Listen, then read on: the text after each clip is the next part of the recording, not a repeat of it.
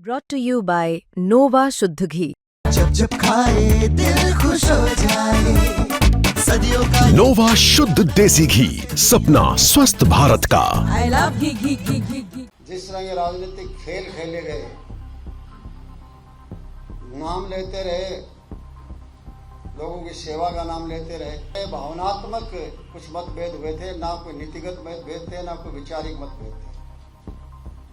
वो right person रहा, ना वो राइट पार्टी रही। पूरा प्रयास रहा मुझे उनको घर बिठाने का। मेरा एक सपना है, वो मैं पूरा करना चाहता हूं। बहुत कोशिश की, बहुत प्रयास किए, किसी तरीके से जो है भारतीय जनता पार्टी का हरियाणा प्रदेश के अंदर विकल्प ढूंढा जाए, लेकिन विकल्प वाली बात रह नहीं गई है। अब मेरा यही लक्ष्य होगा कि मेरी अपनी पार्टी, जहां चौधरी देवीलाल जी ने, ओम प्रकाश चौटाला जी ने खून और पसीना बहाकर पार्टी बनाई थी, और उसमें भी हमारे जैसे लोगों का भी कुछ अंशदान था, तो मैं तो ये चाहता हूं कि वही पार्टी कम से कम हरियाणा प्रदेश के अंदर भारतीय जनता पार्टी के सामने एक अच्छा विकल्प दे, ताकि लोग जो बदलाव चाहते हैं वो बदलाव आए, उस बदलाव की राह पर हम चलें। और मैं आज सभी हरियाणा वासियों को निवेदन करता हूं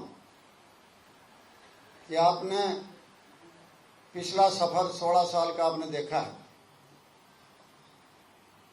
उस सफर में जिस तरीके से प्रदेश के लोगों को ठगा गया, जिस तरह के राजनीतिक खेल खेले गए, नाम लेते रहे, लोगों की सेवा का नाम लेते रहे, और मुझे अफसोस होता है जो राहुल गांधी जी बार बार एससी बीसी का जो जिक्र करते हैं और जो वोट चोरी का जिक्र करते हैं, ये दो मुद्दे हैं जिनको आजकल उठा रखा है। तो मैंने वैसे तो अपने रेजिग्नेशन में सारी बातें आपको बता दी थी। मेरे भावनात्मक कुछ मतभेद हुए थे, ना कोई नीतिगत मतभेद थे, ना कोई वैचारिक मतभेद थे, और मेरे लिए भी और पार्टी के लिए बहुत अशुभ दिन था जिस दिन मैंने पार्टी छोड़ी थी और कांग्रेस को ज्वाइन किया था। तो मैं यही चाहता हूं कि मैं किसी तरह से मेहनत करके, संघर्ष करके सभी साथियों के साथ इस पार्टी को उसी ऊंचाई पर फिर पहुंचा। छल इतना किया गया कि जब मैं कांग्रेस पार्टी में गया तो उस टाइम के नेता ने यही कहा था, a right person in a right party. ना तो वो राइट पर्सन रहा, ना वो राइट पार्टी रही। पूरा प्रयास रहा मुझे उनको घर बिठाने का, और आज बारंबार मैं अभय सिंह जी का और पार्टी का धन्यवाद करता हूं कि घर से मुझे उठाने का काम इन्होंने किया है। मैं गया, मेरे जाने से कम 5-6 सीटें कांग्रेस पार्टी को उस टाइम मिली थी। लेकिन गरूर इतना था, ना मुझे कहीं सरकार में, ना कोई पार्टी में कहीं कोई जगह नहीं दी गई। धोखे पर धोखा होता रहा, और जब ये 2016 का चुनाव आया राज्यसभा का, बड़ी हैरानी की बात है, अपना इतिहास देखते नहीं है। वोट चोरी,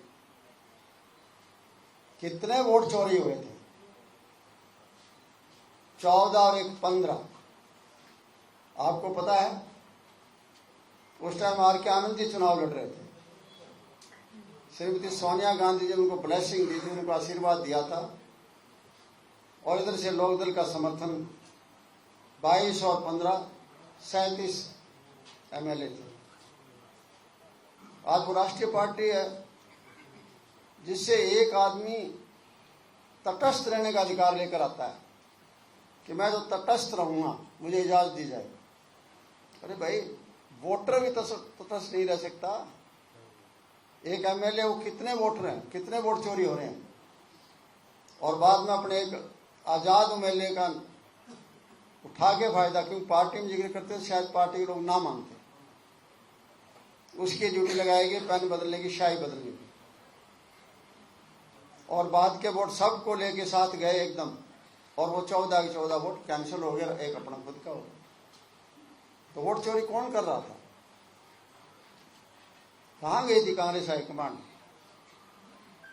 इसी तरीके से बाद में किया। मतलब बीसी ओबीसी का नाम लेते हैं। जब 2019 में 10 सीटें लोकसभा की हार गई थी कांग्रेस पार्टी, चलो हार जीत चलती रहती है, लेकिन उनके दिमाग में सिर्फ यही रहा कि हम रोहतक आ रहे हैं। और उसके बाद राज्यसभा का चुनाव आया 2020 में, अगले साल ही आ गया। ये वक्त होता है पार्टी के लीडर को एडजस्ट करने का होता है। आपके पास एससी की लीडर की कमी नहीं थी, आपका बीसी की लीडर की कमी नहीं थी, आपने क्या किया? आप तो रीजनल पार्टी भी नहीं रहे। किसको चुनाव लड़ाया राज्यसभा? किसको भेजा राज्यसभा? अपने बेटे को भेजा। इससे पहले आपने देख लिया। मैं एक रीजनल पार्टी का उदाहरण देता हूं और एक नेशनल पार्टी का उदाहरण देता हूं। चौधरी ओम प्रकाश चौटाला जी दड़बा से एमएलए बने थे जब सीएम थे, विद्या देवी जी का इस्तीफा दिलाया था। हालांकि उनकी राजनीति में कोई रुचि नहीं थी। चौधरी जगदीश जी बेनीवाल जी, उनका मर्डर हो गया था, उनकी जगह उनको लड़ना पड़ा और अच्छे वोटों से कुछ जीतते थे। उसके बावजूद जो है ना, चौटाला साहब ने उनको राज्यसभा में भेजा। उनकी कोई दिलचस्पी नहीं थी। अपने बेटे को भेज सकते थे, अपने भाई को भेज सकते थे। और इधर देखो आप, जब आप एमएलए नहीं थे, आप एमपी थे, आपको सीएम बना दिया, तो आपने इस्तीफा किसका मांग लिया था? श्री कृष्ण हुड्डा का। सीट कौन सी खाली हुई थी? लोकसभा की। लड़ाया किसने? आप सीधा हवाई अड्डे से अपने बेटे को लिया है और लोकसभा चुनाव लड़ा दिया। श्री कृष्ण जी हुड्डा जी बेचारे आखिरी दम तक मरते मरते जो है ना, उनको जिस तरह उनको दिया गया, कष्ट दिया गया, वो लोग कैसे माफ करेंगे? ये ऐसी व्यूह रचना लग रहे थे सारी की सारी।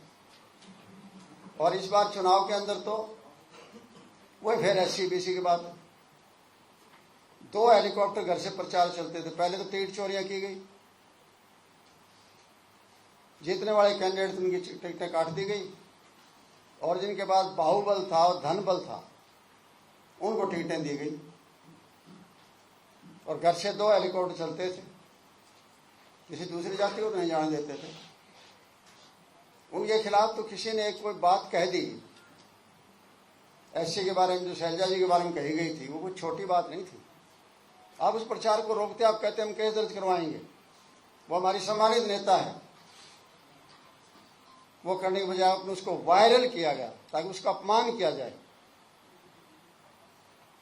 एक तरफ आप ये कर रहे हो, दूसरी तरफ आप वो कर रहे हो।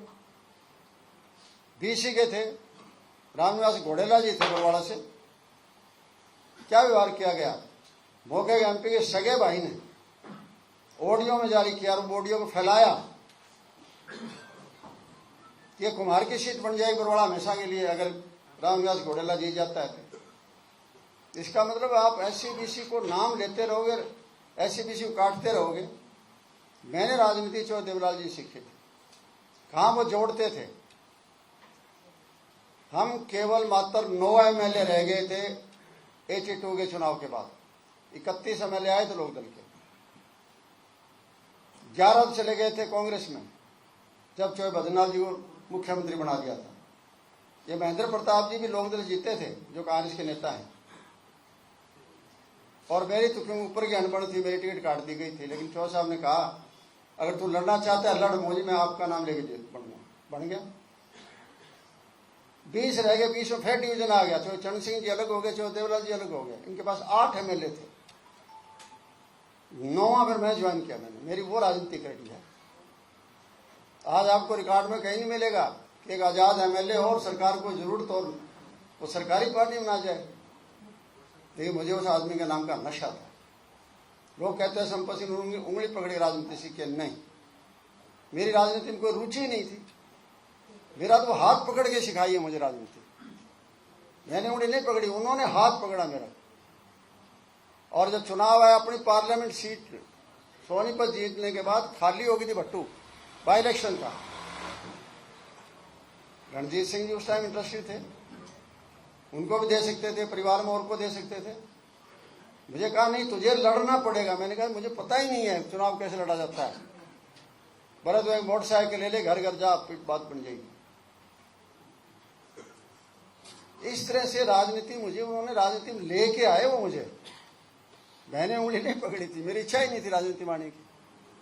और मुझे सौभाग्य है कि मौका आने के बाद जो है, जब भी किसी पद पर यूं अंदाजा होता है उनको, भाई ये पद तो ठीक नहीं चल रहा, संपत्ति ले ले, मैं छोड़ता था, वो देते थे मुझे। दूसरे आपके मिनिस्टर नाराज हो जाएंगे कि एक आदमी को सारी पावर दे रखी है, इतना विश्वास। और चौटाला जी के टाइम में तो आपको याद होगा, जब हमारी वेट की मीटिंग हुआ करती थी सेंट्रल मिनिस्टर के साथ, मुझे बार बार पूछते संपत आज क्या हुआ, संपत आज क्या हुआ। लास्ट जब आ गई, मैंने कहा तैयार हो गया बिल, सब कुछ हो गया, लेकिन कोई स्टेट लागू नहीं कर रखे। मैंने कहा फायदा रहेगा, माजी फायदा रहेगा, हम करेंगे लागू। कोई जिगरा दिखाता है क्या? उन्होंने जिगरा दिखाया और विधानसभा में पास करवाया। 2003 में पहला वैट एक्ट जो बना था वो हरियाणा प्रदेश में बना था। उनकी सोच तो बहुत बड़ी थी, हालांकि उस टाइम मजाक उड़ाया गया, उसका आलोचना की गई। क्या थी? कैसिनो एक्ट की। दुनिया मेरे ख्याल में शायद कोई देश बचाया जाओ ना घूमे हो। उनका यही कहना था, संपत्ति बड़े बड़े लोग हैं, ये काठमांडू जाते हैं, ये गोवा में जहाज पर जाते हैं, हमारे यहाँ क्यों नहीं हो? तो उन्होंने कैसिनो एक्ट भी पास करवाया। और वो कैसिनो आना था 5 स्टार होटलों में, लॉटरी बंद कराई थी। आम आदमी लॉटरी में लुटता था, 1-1 रुपए वाली लॉटरी थी, सारा दिन लॉटरी लॉटरी लाइन में लगा रहता था। उजड़ तो वो रहा था, लेकिन हमारे खिलाफ प्रचार किया गया, ये लॉटरी आम आदमी गरीब को मारेंगे। 5 स्टार होटल में आम आदमी जाता है, 20-25 हजार रुपये कम से कम चाहिए तभी जाएगा ना। क्योंकि वो उन्होंने पूछा मेरे से कि संपत्ति ये ट्रेडिशनल सोर्सेज है, टैक्सेज हम कितना दिन बढ़ाएंगे। तब आपस में विचार किया, तो मेरे भी देखे हुए थे, लेकिन उन्होंने ज्यादा देख रखे थे। बात तो ठीक है, गुड़गांव में पहाड़ियों पर जहां आजकल 5 स्टार होटल बन रहे हैं, वहां की सलाह थी। चलो ठीक है, यहां से गवर्नर साहब ने पार उधर भेज दिया, राष्ट्रपति जी को कई दिन 5 साल रख के उसको रद्द कर दिया। कितनी बड़ी प्रोग्रेसिव सोच थी। जब मैं कह रहा हूं कि 9 MLA से चले, उन्होंने ये कहा कि MLA नहीं है तो कोई बात नहीं, जनता हमारे साथ है। चलते चलते इतना बड़ा संघर्ष किया कि 87 में जो है 85 सीटों पर आ गए। और जोड़ने की बात गजब है।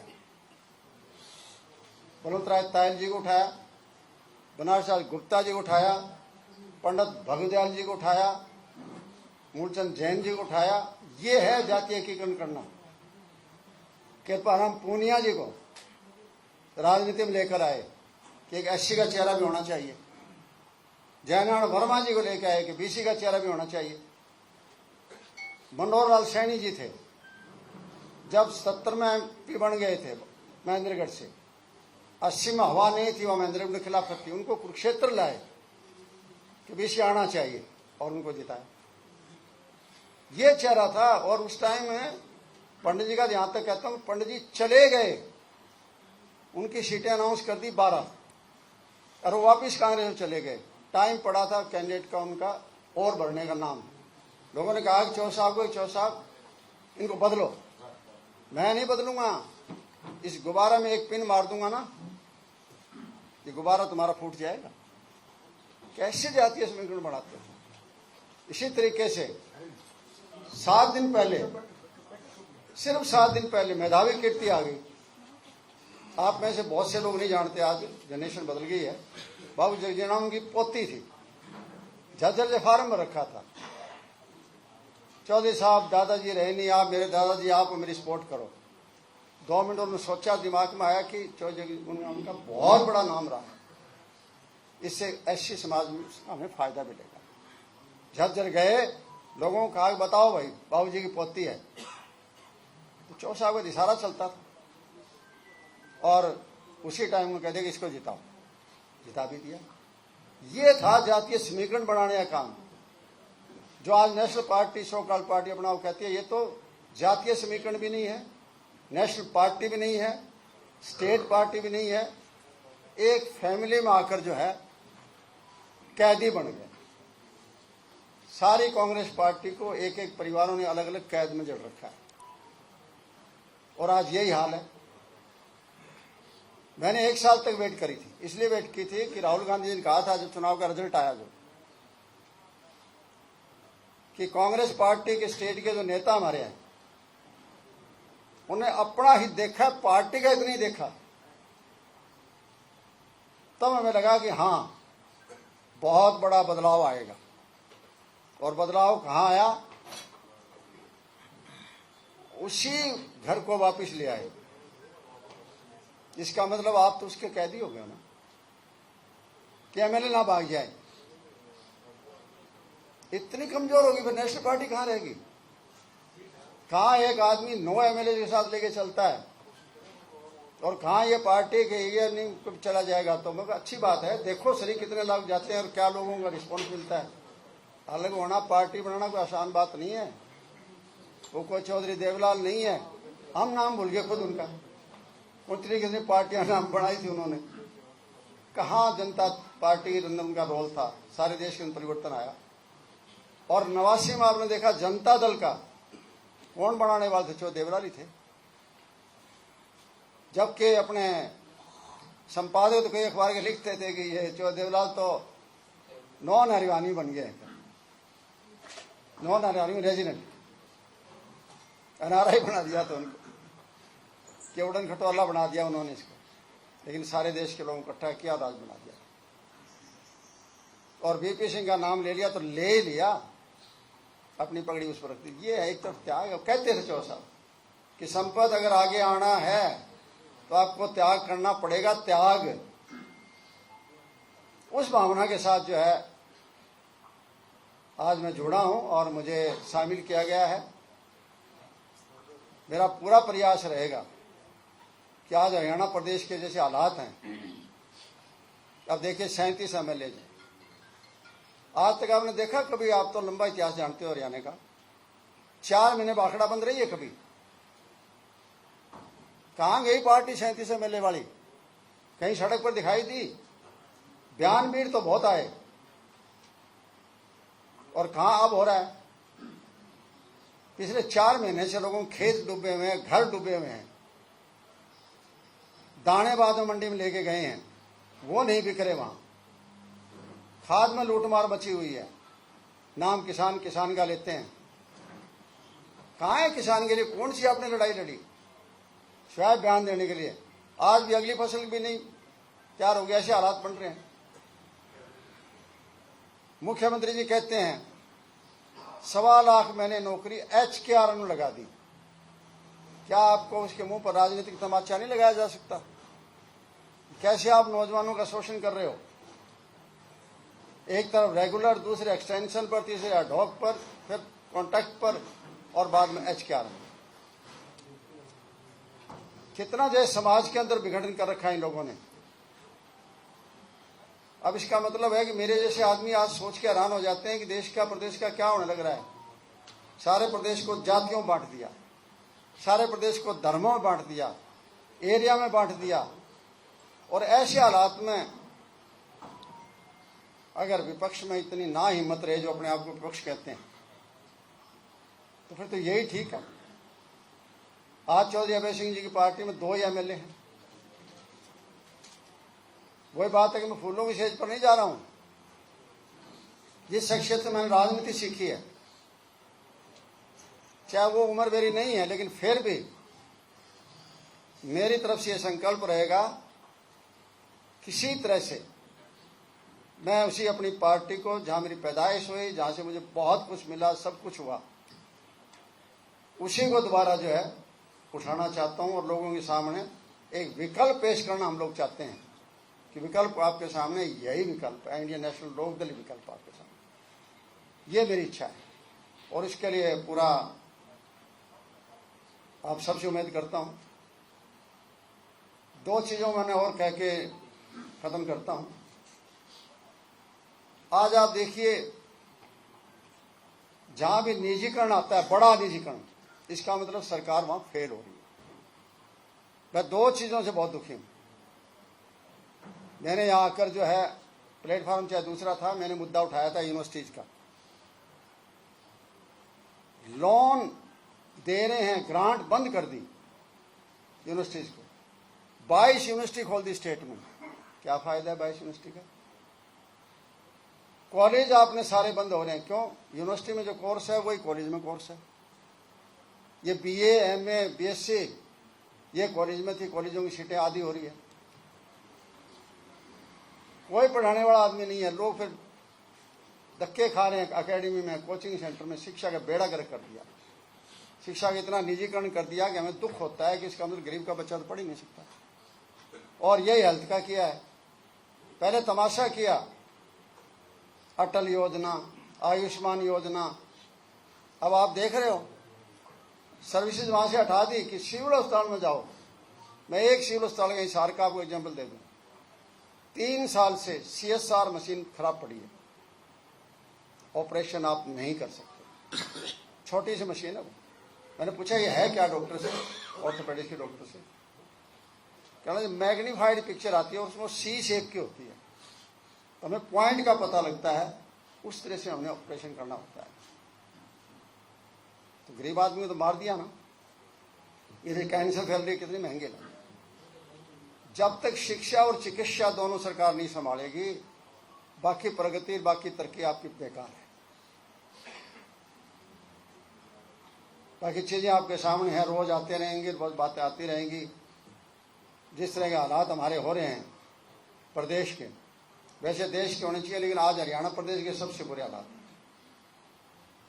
हमें आंखों में आंसू आ जाते हैं जब देखते हैं बाहर से किस तरह से हाथों में बेड़ियां लगी हुई, पांव में बेड़ियां लगी हुई, और हमारे बच्चों को जगह जगह पीटा हुआ, बुरी तरह मारा हुआ, कैदी की तरह से, और इंडिया लाया भेजा जा रहा है। क्यों जी? आप पहले अपने हवाई जहाजों में ले कर अपने मंत्री भेज के वापस मंगवाए थे ना आपने। वहां अगर इलीगल कह रहे हैं उनको बताओ भाई कौन कितने इलीगल, हमें बताओ हमारी सरकार को, हम हवाई जहाज भेजेंगे, हम ले आएंगे अपने देश के अंदर। इस तरह की इतनी घटनाएं, उनका कोई जवाब देने वाला जो प्लेटफॉर्म मेन अपोजिशन ही होती है।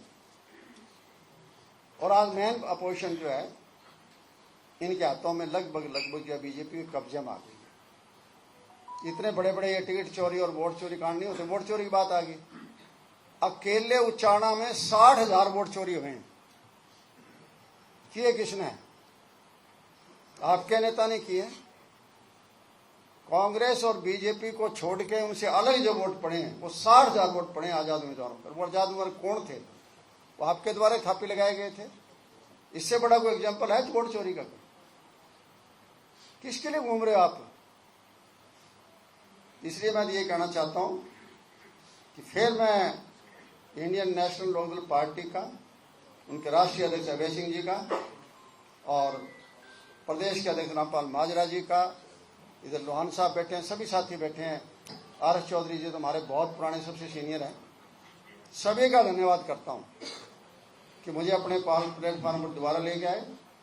मेरे भावना वही जगाई जब चौधरी ओम प्रकाश चौटाला जी का स्वर्गवास हुआ था।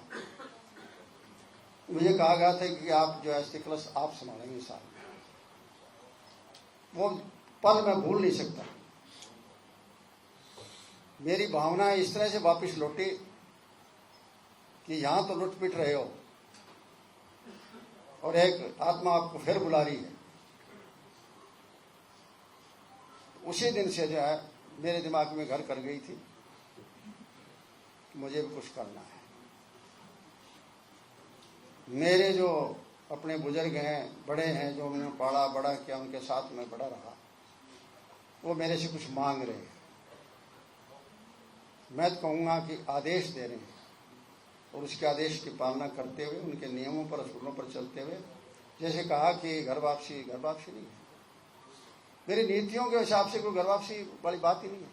असूलों में चला। आप देखते थे, मैं MLA था, जो आप लोग लिखते थे कि संपत सिंह अपोजिशन की तरफ बोल रहा है। सरकारी एमएलए, मुझे कई बार कहा गया आप ये क्या कर रहे हो। आपको पता होगा बार बार किसी बिजली के पर ले आए तो लाइन ऑर्डर तक का ले आया था, हेल्थ पर ले आए तो, एजुकेशन पर ले आए तो, कई बार तो उस टाइम के मिनिस्टर थे उनके साथ मेरे साथ उलझ जाते थे। तो मैंने उनका असूल नहीं छोड़ा था चौधरी साहब का। और मैं तो ये कहता हूँ आपका सहयोग रहे सबका द्वारा हम उसी जहाँ जिस प्लेटफार्म से मैंने शुरू की थी राजनीति वही प्लेटफार्म मुझे दोबारा मिल गया। एक बार पार्टी का धन्यवाद भी और आप मीडिया साथियों का धन्यवाद भी, आप खबर होने के लिए आए। आप सब सबका बहुत बहुत धन्यवाद। जय हिंद।